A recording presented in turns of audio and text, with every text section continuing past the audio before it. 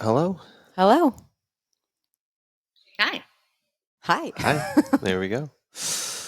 Carleen Matthews, welcome. Welcome to the BTE podcast. Thank you for having me. I see a pretty awesome climbing wall Yeah. behind you. Mm-hmm.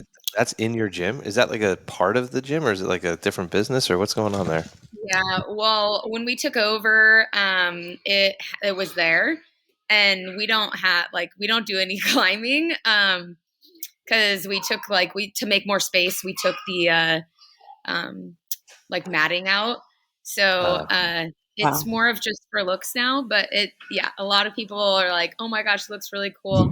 The gym originally was like a fitness, or the space was originally a fitness center and a climbing gym.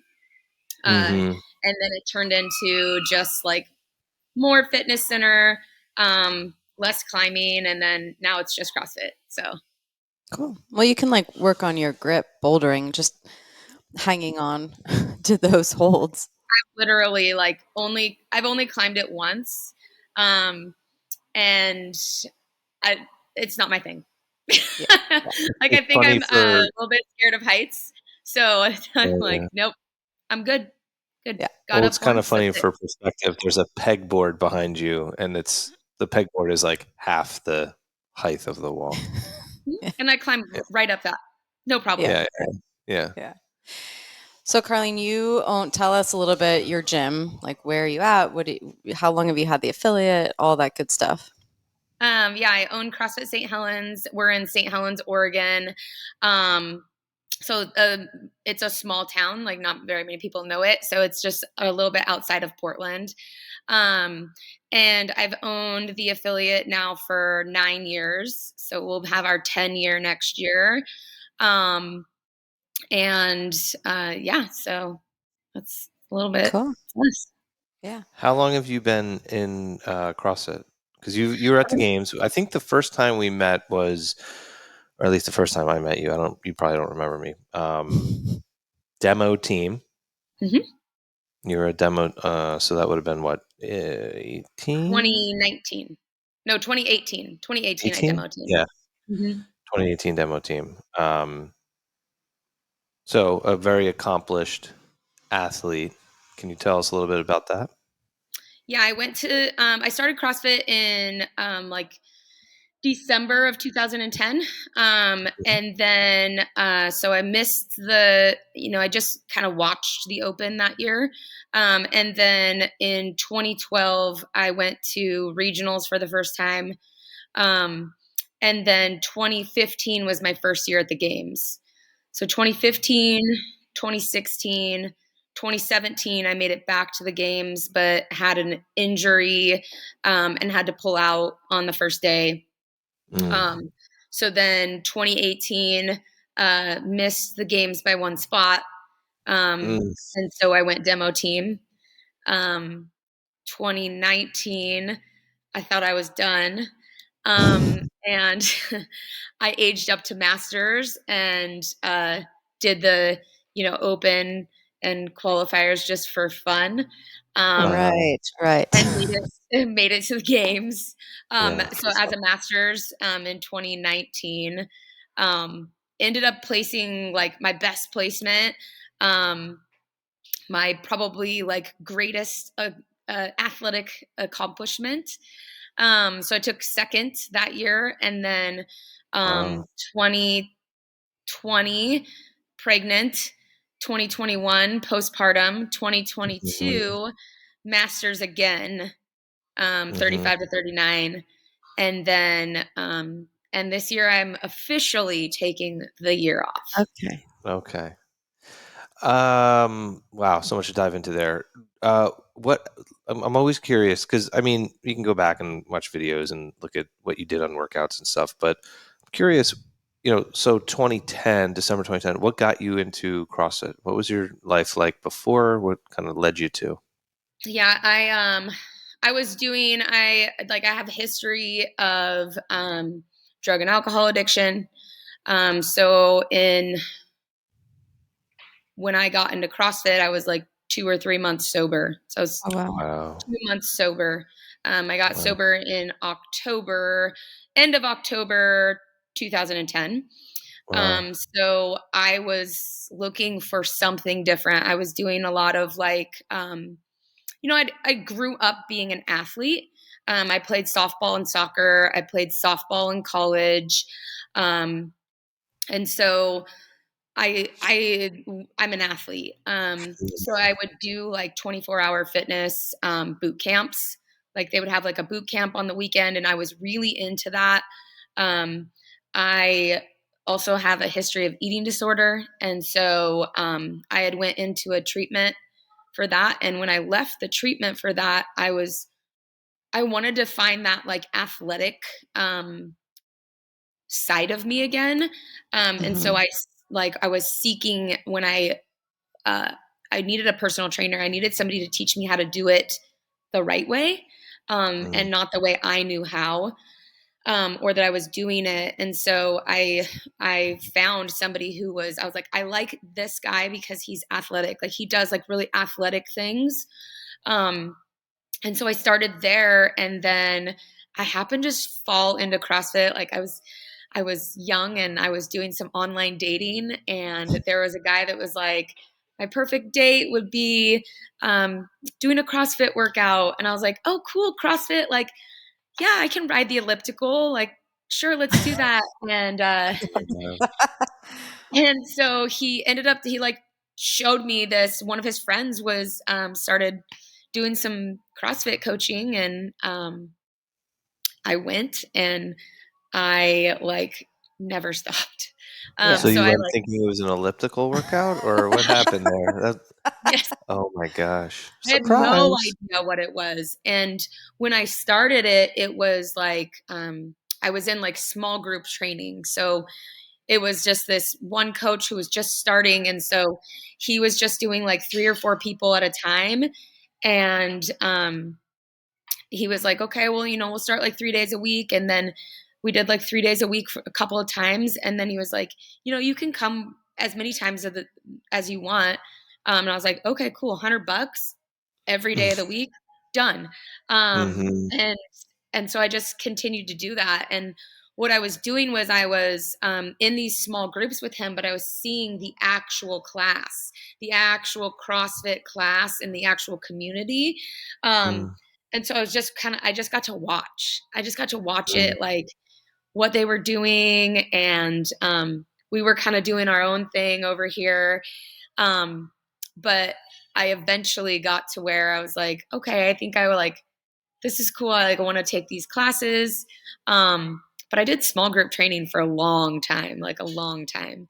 And it probably is what really helped me, because I got like a lot of one-on-one instruction of like the basics. Like I Yeah. always tell people, like we did a beaded jump rope every single day for like a minute, and then we increased it like 2 minutes, 3 minutes, 4 minutes, and then it got to where like you have to do 150 beaded double unders. Like I'm like, that's the stuff that Right. taught me the basics. So Mm-hmm. Cool. yeah. Wow. Um, do you mind me asking, how do you, in looking back at some of the challenges and struggles that you've had with substances, with eating disorders, and being a high level athlete, do you see any connection between the two of those? I absolutely, and especially like in recovery, um, there's like huge connections of like the CrossFit world and recovery. So like Mm-hmm. being like finding a community. But like I usually tell people that like I'm an addict. I'm an addict like through and through. So I like anything that you put in front of me that is potentially like addictive, like I'm going to latch onto that. So like CrossFit, I've had to like really work on trying to find the balance of Mm-hmm. what is an elite athlete need to do, and what does a competitor need to do, and Mm-hmm. what is obsessing. Mm, And yeah. so it's just a very fine line for me. And when I thought, like I said, like I wanted to step back, that was really hard for me too. It made me realize and maybe open up to like how much is like uh, obsession for me, or like how much like this has kind of gone to the other side for me, because it was hard for Mhm. me to step away. Mhm. Um, I also think that there's a piece, like especially for me as a competitor, um, me as when I got out of college and didn't really like, that's when like drinking and my eating disorder got really big in my life, Oh, and like really? kind of got out of After control. college? Yeah. Yeah, and it was because I didn't really like, I didn't know who I was. I didn't have an Right. identity for myself outside of being the college athlete. And so kind of goes same thing. I kind of jumped into CrossFit, and I then created a name for myself and created an identity for myself around being an elite athlete. Yeah. And so trying to like step away from that, I was like, whoa, like, but I don't know who I am outside of being Yeah. an elite athlete. Like Yeah. I had to go back and like remember who I was, because like it all kind of goes together. So like me not knowing Right. who I was and like having no real identity was what got me into eating disorder, and or like um, pushed me over on that, and like drugs and alcohol. And so there was like a big fear for me, like stepping away from CrossFit or Yeah, like of competing, course. of like I What's don't want gonna to go happen? back there, Yeah. you know? And so Right. I kind of had to do it all over again. It was like getting sober all Wow. over again. Wow. Wow. So how has that been? So this past year, stepping away, like taking the year off, not just being like, "Yeah, I'll dabble, fun. Oh, look at me. I'm going to the games." Knowing that there's a triggering, activating experience and history with, because you are well known in the space. You are a games athlete in a time of social media and presence and all of that. How have you navigated through this, not like minefield, but I'm sure very kind of like there's some patches of thin ice perhaps. How have you been navigating through this? It's an ongoing process. um, Mhm. like really just like trying to explore different things for myself. So outside of, um, just the competitive CrossFit world, I do have like the goal of potentially going back. Mhm. That's like what I think of like maybe my plan right now. Mm. Also accepting that I may change my mind, Mm. and being okay with that. Uh, so, like spending some time, just like my focus right now is like getting my body healthy, and looking at CrossFit and my fitness as like all the other things that I can do, as opposed to just competing. And like, um, a perfect example is like, there's like competing wise, like if I don't get in a certain session, or like if I don't do all the things that I'm supposed to do, there's a lot of anxiety around like everyone else is getting better. And Mhm. now I get to like just like be okay with it. Like, cool, if I Mhm. don't get it in, like I don't get it in, and then I'm gonna do like something else, and I'm just gonna move Mhm. on for the day. And that's been Mhm. very freeing for me. Yeah, um I bet. it's a definitely a different like mindset that you have to have. And um with that, there's still like some fear of, will it come back? Like, will that mindset of um being able to like, you got to get all this stuff in order to like if I want to go back, right? Like if I Yeah. want to go back to Like the the games, disciplined yeah, is at that discipline mindset, like am I going to lose it? So there's like, it's like a give and take of like, I want to give up some of it, but I don't want to give up too much, because I do have a fear that like it doesn't come back. I don't know. Yeah. When you're training and competing, how often are you doing competitions? Not often, like, um, 2, maybe 3 times a year. Okay. Lately, And it's when you're just like basically like since I've been masters, it's only been like open, quarters, semis, games. Right. Um, I am okay. actually in a couple of weeks doing a local partner um, competition in hopes to just like, like get to go like throw down and have fun and be Yeah. with a partner and be local too. Like I think that's cool. So Yeah. Yeah, that is cool. Um, so how do you know when you're obsessing and or when you're training smart? Like, mhm. you know what I mean? uh, yeah. Um, I think for me, like it becomes like kind of that like my entire like world begins to revolve around getting in all of the training that I feel like needs to be done. Um, I don't allow myself to go do anything without without getting in my workouts. So just trying to find some balance in there. Um, I think it's like I said, it's just such a like hard line because No. the reality of it is that if I want to be competing at the high level, I do need to be doing Yeah. everything, doing all that. And Yeah. so there is a, fine line of like, there is a little bit of an obsession. Yeah. Um, but like it was an eye opener when I couldn't stop. Like Mm. when it was like, okay, like I want to take a break. I want to get pregnant.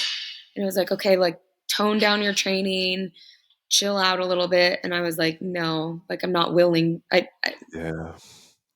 I can't. Like the trains is going on and you Mhm. can't jump off. Yeah. Yeah. How was pregnancy for you with that? Because I know, obviously you're limited. I mean, your body's going to, even Yeah. if you're super pregnant person, you're still limited comparatively to what you did before. Like how was that for you? And I guess also postpartum because it's almost more difficult in some ways for people because you don't have the pregnancy as like your I don't want to say excuse, but kind of like, Totally. okay, I'm no longer growing a baby, a human. I had like a great pregnancy. I like worked out the entire pregnancy. Um, and I limited my stuff. But I really just uh, kind of made like a commitment to myself that like I'm gonna move every day. Yeah. But that was like that shift for me was that I was like, okay, the deal is you're not gonna be doing intensity anymore. Like for this time period, like intensity is low, so you can actually afford to do something every single day. Whereas like when I'm competing, you got to be like careful about like you got to take the rest days because Right. you're going 110% on majority of the days. So like the rest days are so important. Whereas I got to where I was like, okay, I can just keep like I can do a 30-minute chill bike. I could do that every single day if that's all that's going to happen. Like that Mhm. might be all that happens.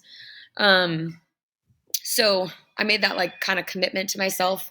And then I did that and then I did a lot of street parking. And I like got into, a lot of different stuff. So I enjoyed the creativity that I got to have with Mm. dumbbells. And it was during COVID. So I did all our like Zoom workouts.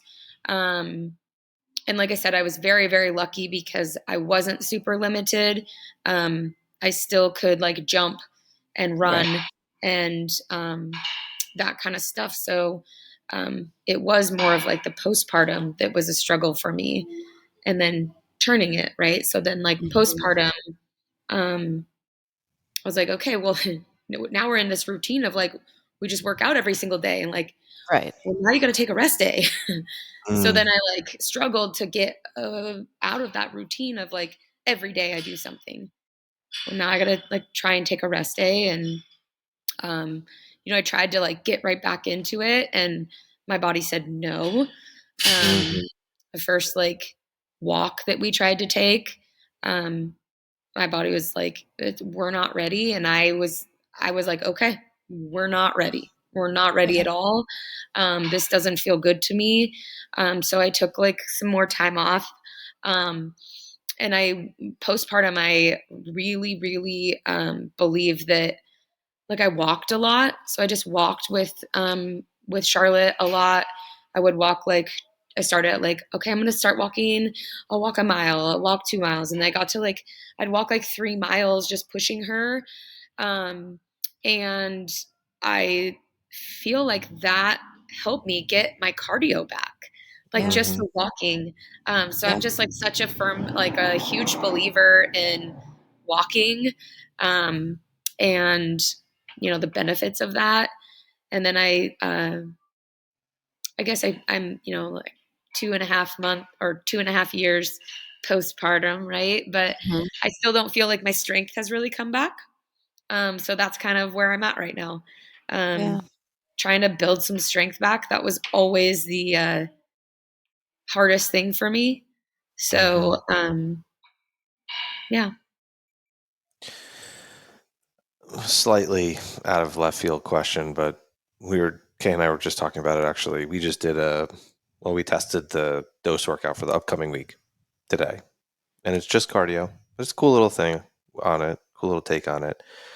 And Kay was saying how like there's this sense of unsatisfaction. Sometimes with cardio. Well, why don't you speak No, so I don't speak for you? so Monday, to give you a little background, Monday we did Murph out at the ranch.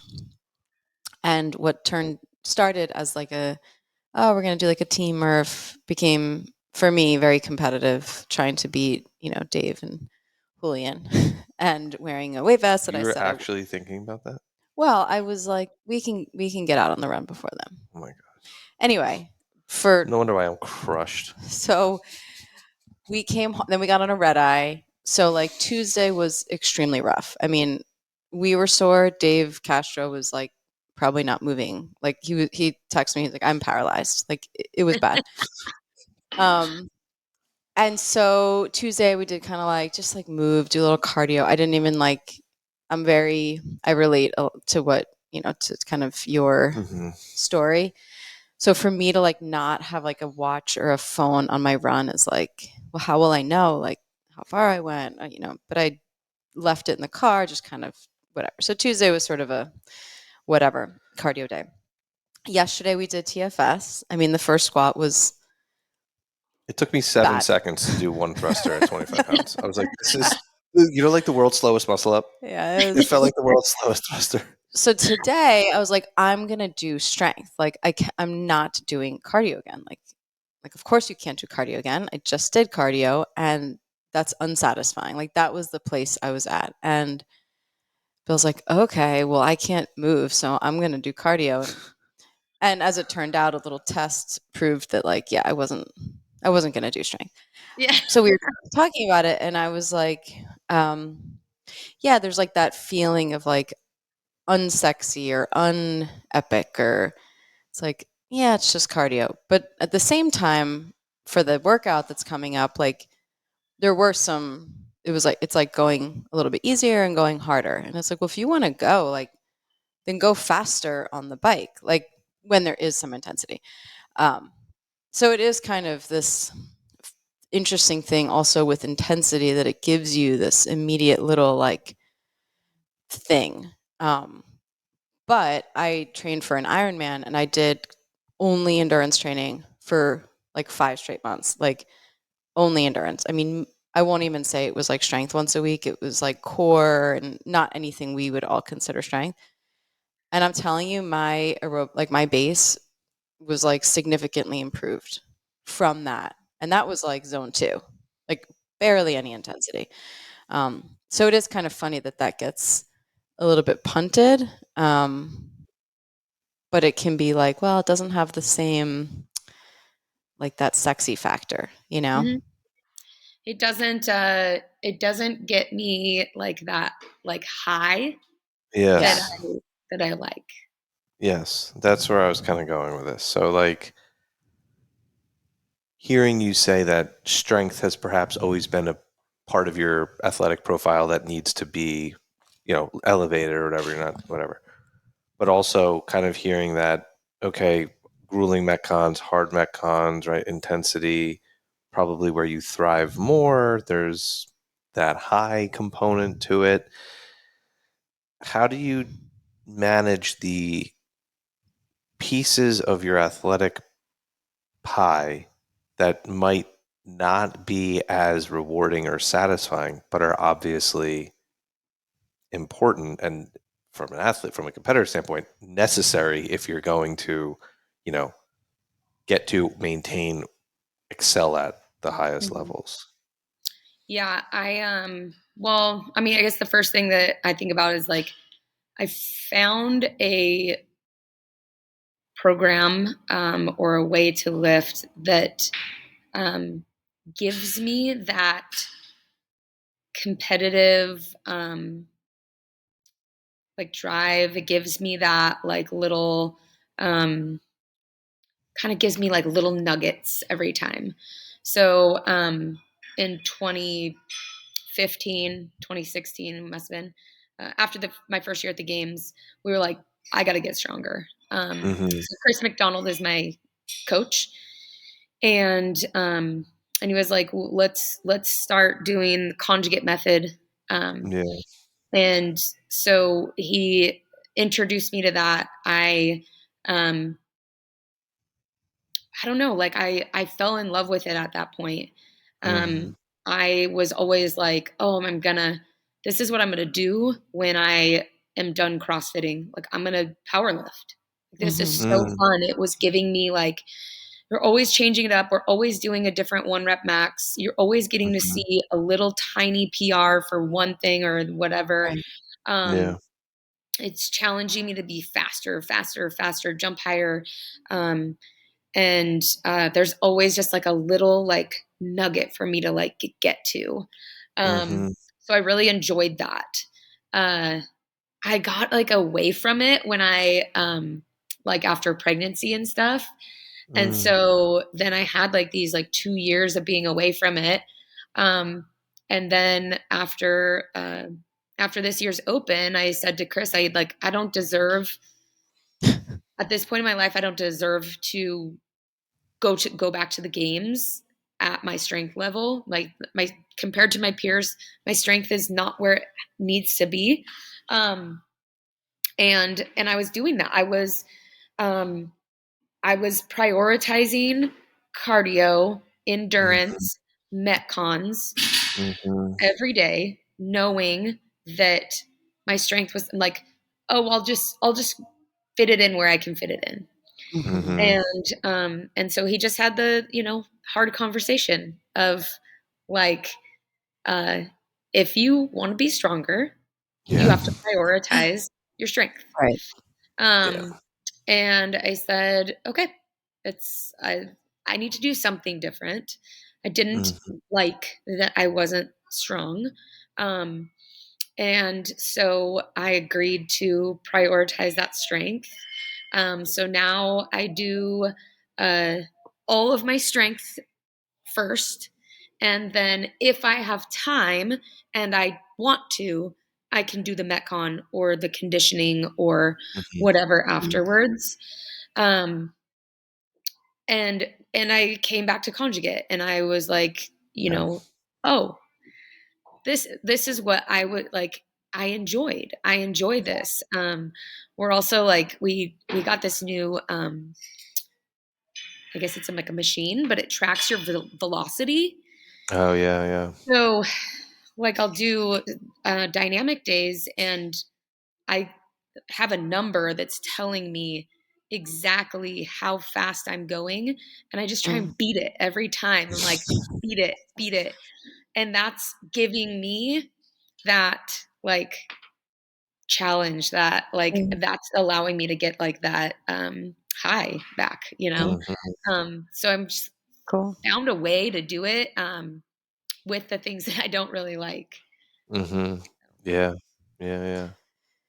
So you've obviously kind of to transition, you were like one of the first people that signed up for the dose. You were an early adopter, Yeah. How did that Carleen. come about? Yeah. I mean, you were with street parking, and Uh-huh. then I don't know, maybe you were just like on our radar from something we did with them. Like, what was that process like for you? Because obviously you have a lot, it's funny, as like a high level athlete, you are, and you're doing this training and you're back to like a little bit more specific stuff. Like, okay, your goal of strength training again. And it's funny that one of the hurdles, I think, with the average CrossFitter, we'll say that, with like the dose is, but like, what about how am I going to like fit it in? Like, and some of that's because maybe they don't know the workouts or whatnot, but this like feeling like it's taking away versus like adding. So obviously you have a training program. Like, how did you find the dose? What kind of sparked your interest in that? And like, how do you kind of work it into your actual program? So I think I don't know how I've found the dose. Like I think that like I can't remember if it was before or after you guys came out to street parking, and one of my coaches Oh, right. Yeah. works for street parking. So she participated in the hill, and she Yes. came back and she told me about it, and I was like, oh my gosh, this is right up my alley. Like she told me about it, and like she told me about the like last run, and I was like, oh my god, goosebump, like oh my gosh. And so I don't know, I think I started like, I think we emailed because, yeah. yep. And then I said, why don't you start with this? Yes. Mhm. Okay. Yep. So, Cool. yeah, I was like, okay, I want to do this. This is like right up my alley. Um, I'm a like huge believer in therapy and,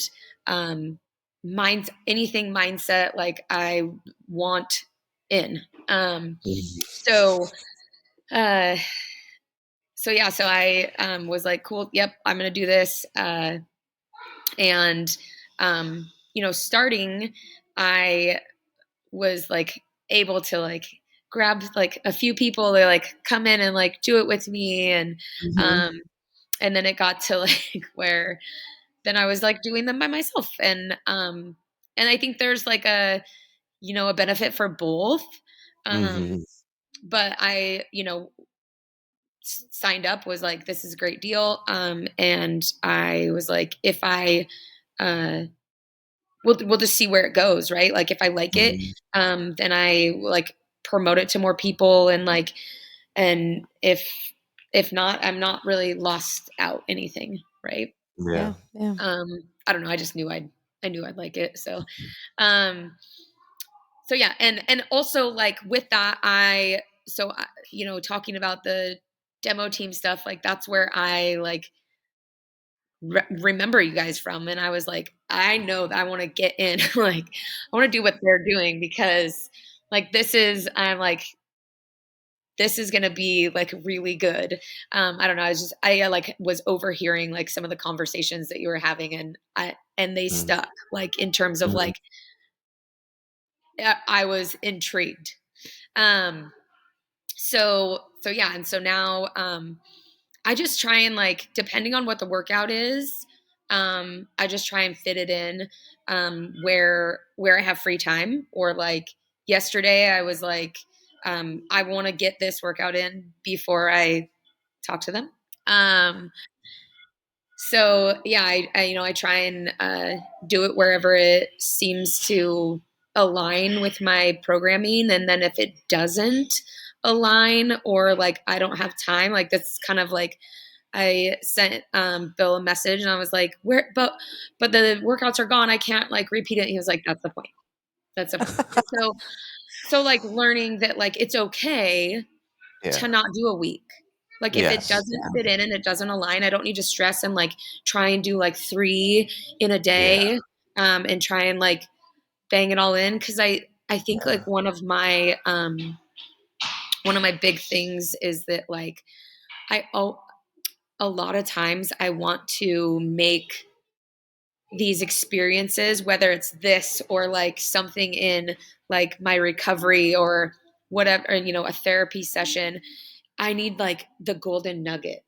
Like I want like to be like healed in one, you know, I need to be saved in one experience and I need to completely be remodeled from, you know, everything. And so I'm Yeah. seeking that.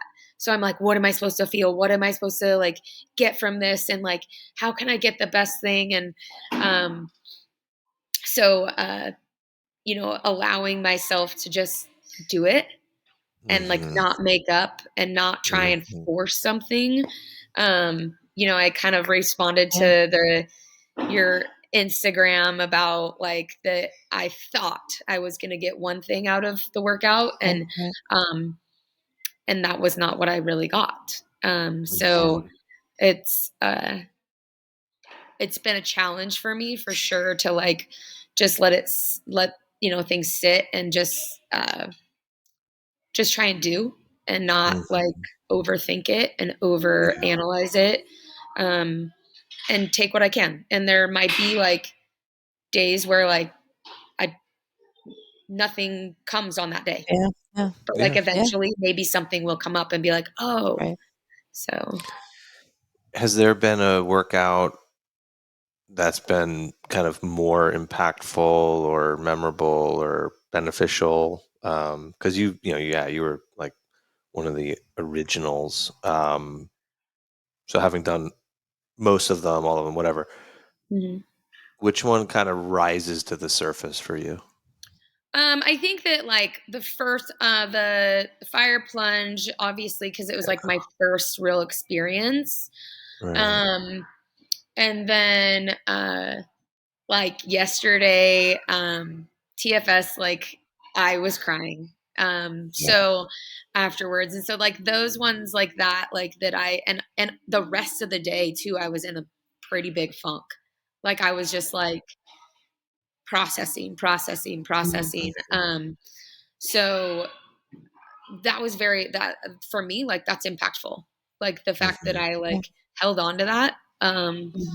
all day was, you know, obviously Yeah. really impactful for me. Um, It's cool that like that one was one that, like you said, you kind of like let go a little bit and just let whatever come, Mhm. which is like, we talk about this reorienting kind of you're just like shifting your focus a little bit to like what might come up. Like it's a funny thing because you're not holding on to this like thought, but you're just allowing yourself to like look in that direction more than maybe if it was just like, hey, we're doing this complex and it's for time. And you're like, Yeah. that's it. You're looking in a different direction. It's not bad. It's just our intention is to like turn the head a little bit. And that's really cool that, uh, you know, to have that experience of just like being open. And that's a practice, I think, as well. Like just being Mhm. open and letting whatever comes come. And that's really cool. Yeah. I mean, like I said, I do try like it's something that I'm really working on of being like open to what comes because I do want to like I do like a lot of control and I want to like Yeah. no, Yeah. I think that like this is what I need to work on. And like Right. really Right. it's probably not. Um Right. so So you have a big event coming up. You're mhm, doing the Tasha's Big Fish fundraiser. mhm. From what I understand, it's a 30 hour, 24, 48, 30 30, hours 30, 30. right? 30. Yep. 30-hour kind of exploration into all things, what happens within, what happens between, all of that. Can you tell us a bit about that? Yeah. So I did it 2 years ago. And I didn't really like know what to expect. I It was it was hard. So Mhm. we're just trying to. He brings out 5 athletes and then 5 veterans um, to kind of like team up. So we teamed up with the veterans, and then we like every 3 hours we switched. So we got to like work with everyone. Mm. Um, and yeah, I was like 9 months postpartum. So Oh, I was at that event um, pumping in the middle in the 30 hours, like on the machine, jeez. on the bike, Oh my pumping. gosh. Oh Um, my. it was pretty cool because like a lot of the like guys that were there participating were like, it showed them like this is what we do. Like Yeah. this Yeah. is how badass women are, you know. Right. Right. Yeah. Um, so it was cool. Like a lot of like James Hobart was like, the one thing I remember about that event was like Carleen was pumping.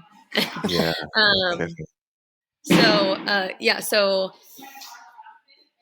went 2 years ago and then wasn't able to go last year because I wanted to go back to the games and I just want to put my focus there. And so going back this year, I don't know. We don't know really what it's going to be. I I think there's going to be some like shooting. Um, there's going to be some pull-ups, I think. uh, but it'll be, and I think that as the workout or as the event goes on, he's going to reveal more to us, is what it sounds like. Mhm. Sure. Um, but yeah, it's all to raise money for veterans and doing like things outside of um, basically outside, like doing like fitness stuff, like fishing trips, like different explorations for veterans also is what the Big Fish Foundation raises money for. Um, so yeah, the cool thing about it is that he puts um, like points to it. So we're Mhm. competing.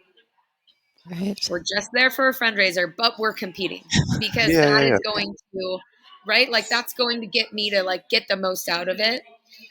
And the first time we went, I was like, "Oh, I this is enough. I'm done. I've done enough. Mhm. I made it Mhm. here. Like I'm just participating." And I walked away from it wanting more. Like Mhm. knowing that I settled when I didn't Mhm. need to.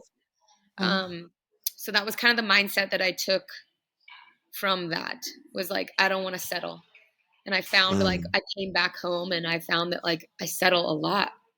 Like I'm on the assault bike and I'm like, this is good enough. I went Mhm. hard enough. Like this is, and I have more. So I went and did a 72-hour row with them. Um, and that was like, okay, last time I settled and I'm not going to settle. It took like 36 hours in, and I like looked over like at Tosh and I was like, this is hard.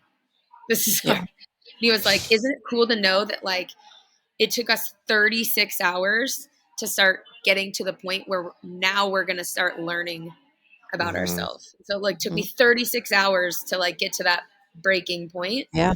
Yeah. where I had to like start leaning on other people. So Mhm. that's the cool thing about this event, is that it forces us to lean on other people and to ask for help, Yeah. That's great. because we're not going to be able to do it alone. Yeah. Um, and that's like something that's important, like that I take in my life. Like that's my recovery too. I Sure. don't do it Yeah. Yeah. Of alone. course. I don't do it Yeah. alone Yeah. at all.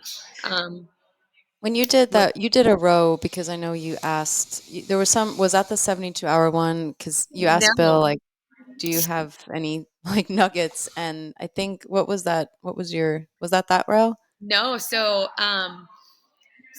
I'm doing the annual madness, and Okay. Yes. I missed a workout, and the buy back in is a 50K row. Right. So I had to do 50K row. And the reason it's 50K, I'm assuming, is because that's when the rower turns off. Right.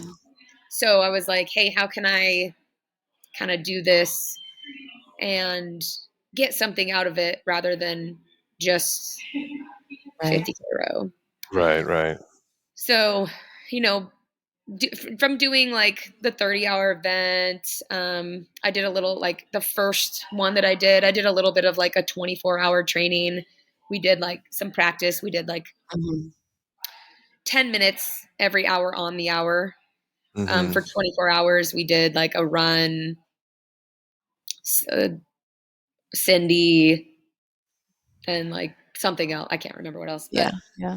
so I've done a couple of those now, Yeah. and I wanted something different, you know? Yeah. And my original plan was like, cool, I'm going to get it done in like 5 hours. I'm going to go 50 minutes on, 10 minutes off. And then I Mm-hmm. asked for advice, Mm-hmm. and I didn't get the answer that I wanted. Uh, What exactly did Bill? What was Bill's advice? I've been in that boat many times, Carleen, actually, where it's like that's not actually what I'm. yeah, he said 10 hours. 10 hours. What did I end up doing? I did 5K every hour on the hour for 10 hours. Um, and I was like, man, that was not what I wanted, but I'm not going to ask for advice and not take it because Mm-hmm. that's why I should do it. Um, so yeah, I ended up doing that, and at actually, and every hour I had to set an intention. I had Mhm. to set an intention for that hour of something that I was grateful for in my life. Yeah. And so I made a little board, and that was really cool. It was really Oh, like powerful Mm-hmm. to be able to like acknowledge those things in my life. Um, Yeah. yeah, it's so really it, cool to have that experience where, like to your point, like so you rode 50K and you had like a celebration of 10 things and walked away with that. Whereas, um, yeah, and not every workout obviously is that, but you can make like that's one of the things like making meaning of suffering. Like it doesn't just have to be suffering. Like you can suffer, but also be like, wow, I like had a positive experience of something beyond the physical. right, yeah, Yeah, and I think that's like kind of to the point that there's so many different ways of exploring this stuff, and we're limited only to maybe our creative extents, but also I think when we talk about what we're trying to do, which is like really kind of bringing, we have like this analogy that it's like we're taking the Trojan horse approach to mental health in that the Trojan horse is the workout, the actual like whatever structure is a workout, but inside of the workout, the real essence of it, the real purpose of it, the intent of it primarily is a mental health mindset therapeutic concept. Obviously it's not a therapeutic relationship, but it can facilitate a therapeutic or a healing relationship with self, which is obviously super empowering and self-empowering. And I think that like your point about like every you want like the one big experience like that, like I resonate with that big time because yeah, they're powerful, they're incredible, but they're also likely more rare, right, And they're fleeting a and little bit. and they are Yeah. fleeting, and Yeah. we've all had like big major experiences where like this is going to change my life, never going to forget it, and the tide goes in and the tide goes out, regardless of how big the wave that just crashed was. And, that's where like having a deliberate practice where the intention is a more inward focus, a sort of mental health therapy mindset, self leadership, whatever we want to call it, in a relationship with ourselves. And oh, by the way, we can do it doing things that we like enjoy and we get fulfillment and satisfaction out of and everything like that. Yeah. I think that's really cool. And, obviously to have folks like you who are not only on the path of wanting to be better, just as a human being, like as a mom, as a woman, as a wife, as a business owner, as a friend, as a like daughter, as all these different things. It's just really cool to know like, oh, there's others and it's a shoulder to shoulder kind of thing. That's really special. Yeah. Yeah. It's been like super helpful to like for me to have like some guidance in like being able to um like find that like intention for certain workouts and to just kind of like I don't know, it's just like it allows me to like being a part of the dose like allows me to like hear others perspective too. Yeah. Right. Right. And that's super helpful because it brought up more like I was like, oh yeah, I did experience that also. I just didn't realize I experienced it. Like, oh my gosh, that was my Mm. experience too, but it didn't come out. So yeah, it's Yeah. been super helpful.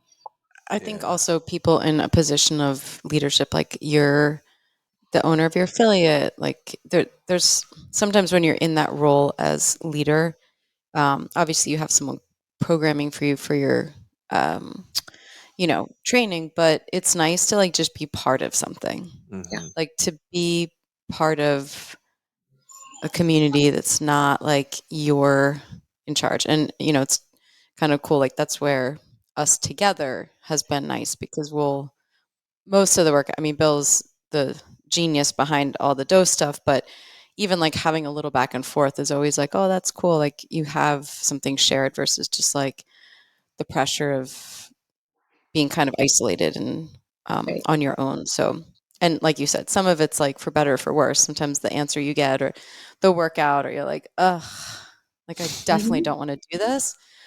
But that's kind of a little nudge to like, okay, I guess Yeah. But I mean, It's I get usually that too. I didn't want to do DFS yesterday. Yeah, Bill was not thrilled about my suggestion. And there was not a lot of ventilation in the room, and Bill is a sweater. So I was definitely concerned that he was going to end up in like a split. We had to mop.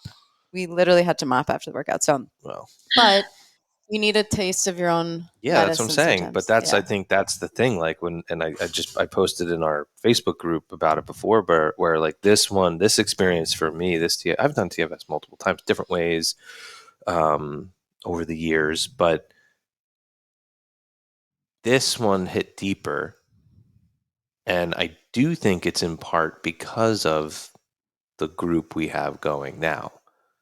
And I I receive when everybody gives, and right. it is it is a beautiful thing. Like like I was doing this I was doing this trauma or therapeutic intervention trauma training, and it was like a 5-day super intense. Like those days were long and like a lot of learning. I love learning and a Bill lot of lived application. in the corner of our living room in the chair. Like just that was it for 5 days. We're like, Well, I was in my house, but either way. But the woman who founded this, who's just a genius, she was talking about gratitude and how like gratitude we can oftentimes turn into like maybe a transactional thing. Like, hey, list out your 3 like things, and like that's wonderful. Like that's not to like nag on that, but gratitude between people. When someone acknowledges or offers a bit of gratitude towards you, like for example, like Carleen, I am honored and excited that you are part of the dose, part of Between the Ears. What you share is super insightful. It's different from my own experience, and different experiences always teach me like, oh, right on. And I'm like really grateful for that we get to share in this thing with it. There's the reception of gratitude as well. And like, it's almost like you throw it out there, and if it's not like, if you don't receive the gratitude, or if you were to say, "Oh, that was really helpful, thank you," and it's like, "Ah, no big deal." You like swipe it away and like swat it away. There's a offering and a reception to gratitude. And in the therapeutic context, this deals with like attachment trauma and like some really heavy stuff. Sometimes that dyad, the therapist, client, that patient, human, whatever, the human to human interaction, like, as a therapist, like, you better fucking receive that, because that's what you need. That person needs you to receive that gratitude, because it means something when you offer a thank you or a bit of gratitude. And, so anyway, I think that like part of why I had a powerful experience yesterday was because of constantly receiving personally from the group. Yeah, like, it's like our thing, and give those each week, but like, but there's a reception to that as well. And I do think that that is like such an important part, especially for people who, yes, like yourself, who are in, the load of responsibility is up there with everything, you've got and managing. And it's a wonderful way to experience and live life. But there is a toll, there's a burden to that. Doesn't mean negative or positive, just that there's a heaviness to that. And to the extent we can receive these things, from others is I think really, really important. So I try to live that as well with, okay, like if she's like, come on, let's do it. It's like, knowing when to draw the line between like, no, you're like crazy, or I'm just being weak, So the community piece is yeah, just so powerful. Yeah. But we will for sure share your link, because you are doing fundraising, and that's obviously like a huge part of it. And obviously, Yeah. So with the fundraising, what he's doing this year is he's putting points on the line for my fundraising. of course. So however much money I raise gives me extra points.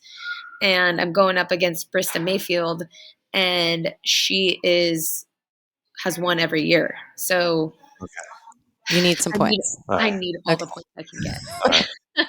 All right. Let's assemble. Let's assemble. Well, we Let's will get definitely the troops. share that Yes. link. You can send it to us so we can. How add many it. points are possible? Fundraising, like, is it endless? Is it like just a ratio? It's any amount. So for every $1,000 I raise, I get 1% more points. Okay. So if I raise Cool. $5,000, I'll get 5% more. Okay. Okay. Okay. All right. All right. We do have faith in your physical abilities, but we will also help with your points. So not to say that we don't believe in you. I mean, after a certain amount of hours, like the physical ability is just that kind of it becomes an equalizer. So yeah, for sure. Well, thank you for chatting, and even though that was an example, it was a genuine thank you and gratitude It for wasn't having you contrived. in It was truly, it was real. just Yeah, in our group and part of this. And Yeah. we do get so much value from what you share, and we hope you keep it up. So Yeah. Thank you. Anything? Yeah. Anything else? Handles, the social media stuff. You want to do that? I'm Team Carleen on Instagram. Yeah. So cool. Cool.